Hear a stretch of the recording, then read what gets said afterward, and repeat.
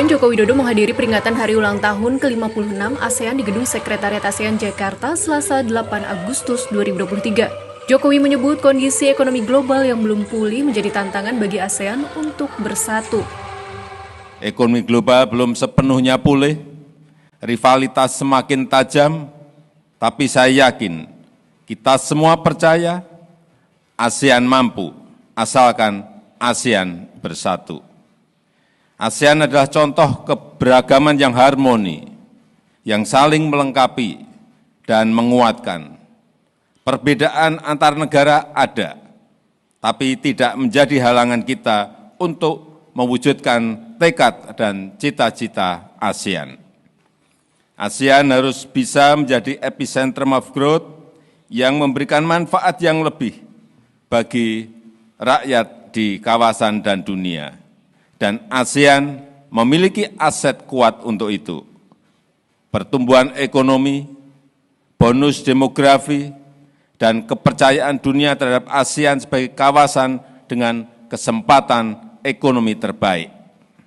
Momentum positif ini harus kita manfaatkan untuk menjadikan ASEAN sebagai masa depan dunia, menjadikan ASEAN jangkar kedamaian, jangkar kestabilan, dan jangkar kesejahteraan dunia.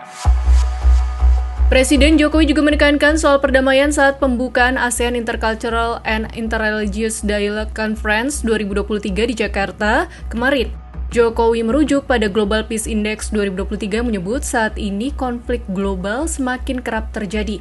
Pada tahun 2008, ada 58 negara yang terlibat dalam konflik dan saat ini bertambah menjadi 91 negara.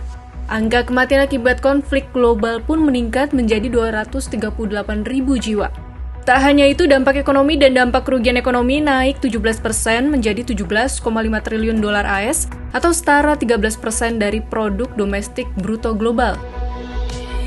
Di wilayah ASEAN setidaknya ada 4 negara yang memiliki konflik terkait dengan agama, yaitu Myanmar, Filipina, Thailand, dan Indonesia.